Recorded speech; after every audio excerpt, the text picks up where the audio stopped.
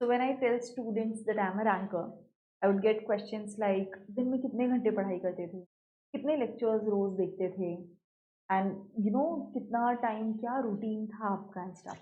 So I thought maybe just address it here.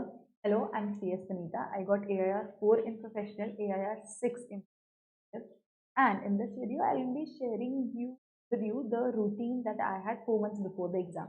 जैसे अभी जून 26 के एग्जाम को 4 महीने अप्रॉक्सीमेटली बचे हुए हैं, वैसे ही जब मेरे एग्जाम को 4 महीने बच रहे थे तब मेरा क्या रूटीन था। तो ऑब्वियसली 4 महीने पहले तो हमारे लेक्चर्स चल ही रहे होते हैं, एटलीस्ट मेरे तो चल रहे थे। तो लेक्चर्स के लिए I had set a deadline कि इस दिन तक के मुझे लेक्चर्स खत्म करने हैं, which is usually 3 months before the paper. ठीक है, अब वो लेक्चर्स मेरे उस दिन कंप्लीट हो जाए उसके लिए आई हैड कैलकुलेटेड टोटल कितने लेक्चर्स हैं, रोज मैं कितने लेक्चर्स देखूंगी, तब जाके मेरे वो सारे लेक्चर्स खत्म हो जाएंगे। तो for me the number was 5 lectures a day. तो मुझे कैसे भी करके 5 लेक्चर्स रोज के देखने थे। अब इसका ट्रैक कैसे रखती थी ये भी मैं आपको बताती हूँ। मेरे स्टडी टेबल पे मैंने एक स्टिकी नोट चिपकाया हुआ था। ओके, वो जो छोटा सा स्टिकी नोट होता है रेक्टेंगल शेप का, वो स्टिकी नोट था। और वहाँ पर मैंने ऐसे लेक्चर 1 2 3 ऐसे टेबल बनाया हुआ था, 4 and 5।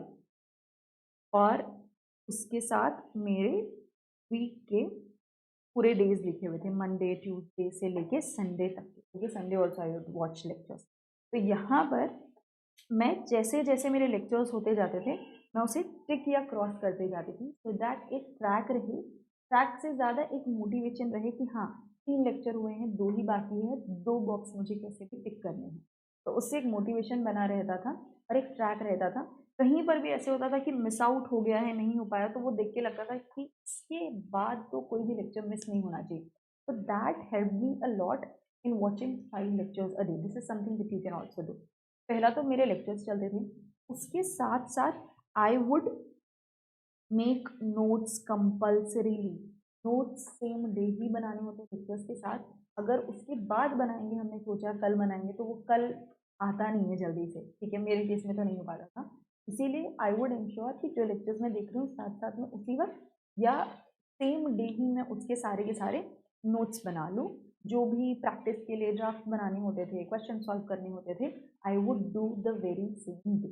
ओके, और इसके साथ एक और चीज़ मेरे रूटीन में थी, दैट वॉज रिवाइजिंग। अब यहाँ पर एक सवाल आता है, इतने सारे लेक्चर्स देखते हैं, 5 6 लेक्चर्स देखते हैं, उनका रिविजन करने बैठेंगे तो बहुत ज़्यादा देर लग जाती है उन चीज़ों को याद करने में। Here you have to understand, याद नहीं करना है। लेक्चर जब हम देख रहे हैं, our focus is on understanding the concept, वो हमें समझा या नहीं समझा।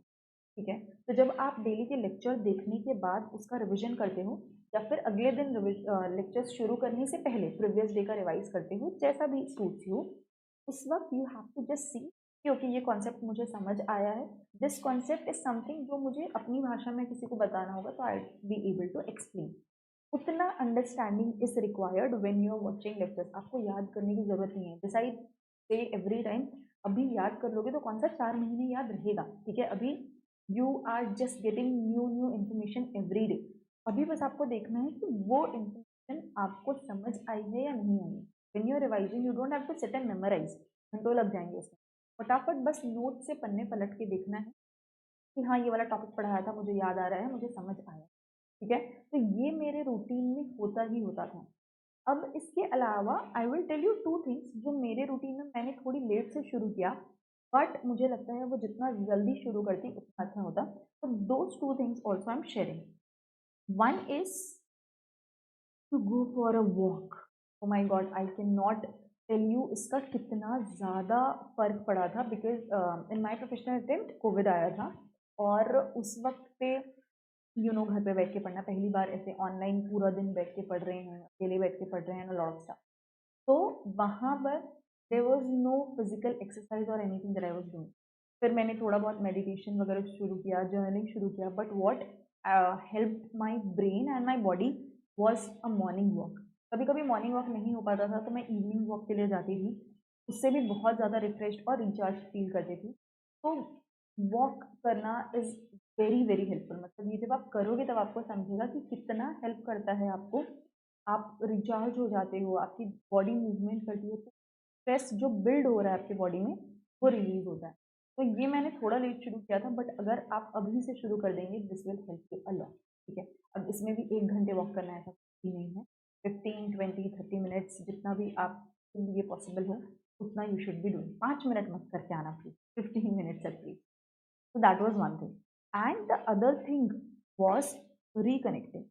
Reconnecting with what? Reconnecting with old topics. देखो क्या होता है, जो लेक्चर्स आपने शुरू में देखा हुआ था, ठीक है, एग्जाम से 7-8 महीने पहले देखा हुआ था, पूरे लेक्चर्स खत्म करने में 4-5 महीने लग गए, आखिरी के 3 महीने में हम रिवाइज कर रहे हैं और उसको खोल के देखा। जो डे 1 पे पढ़ा था वो ओपन करके देख रहे हैं और याद ही नहीं आ रहा कि ये पेज जीवन में पहले देखा हुआ। This happen. So for that what you can do, अभी से you can take out 30 to 40 minutes का स्लॉट, और उस स्लॉट में आप क्या करोगे, आपके दिन भर के जो लेक्चर्स चल रहे हैं, नोट्स बना रहे हैं, रिविजन कर रहे हैं, जो कर रहे हैं वो सब करो।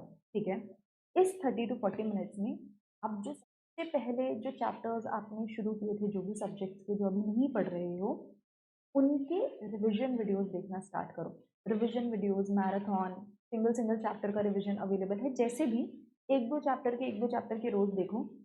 इससे क्या होगा, आपके वो टॉपिक्स ब्रशअप होंगे, वो फिर 5 महीने पुराने नहीं लगेंगे जब आप सेल्फ स्टडी करने बैठोगे। अभी लेक्चर्स चल रहे हैं, नेक्स्ट मंथ से you will start your self study, तब बहुत ज़्यादा लोड आ जाएगा कि मुझे याद नहीं आ। तो उसके लिए आप अभी से 30-40 मिनट्स निकालोगे, आराम से थोड़े स्पीड में देखोगे तो 2 चैप्टर्स का रिवीजन आराम से हो जाएगा 40 मिनट्स में। और जब आप सेल्फ स्टडी करोगे नेक्स्ट मंथ, तो it will be very helpful, क्योंकि वो फिर 5 महीने पुराना नहीं होगा। इट विल बी लाइक कि हाँ मैंने इसका थोड़ा बहुत रिवीजन लास्ट मंथ किया है, रिकॉल करने में बहुत आसानी होती है। तो this is also something that you can add in your routine. Now all these things form part of a routine. ठीक है, ये ऐसा नहीं है कि एक दिन कर लिया, 2 दिन कर लिया, लाइक दैट। ये पूरे टाइम, ये आपका रोज का रूटीन होना चाहिए। राइटिंग प्रैक्टिस भी आपकी रूटीन में आना चाहिए, बट नॉट नेसेसरीली नाउ। मतलब 4 महीने पहले नहीं भी किया तो कोई प्रॉब्लम नहीं है, आखिरी के 2 महीने भी करते हैं तो भी हो जाता है। और जब आपके एग्जाम के आखिरी के 2 महीने बचेंगे, इससे पहले मैं आपको बता दूंगी कि राइटिंग प्रैक्टिस कैसे करनी है। So for now take whatever may help you in your preparation from my routine, and yes, I'll see you in the next video. Bye bye, take care, all the best.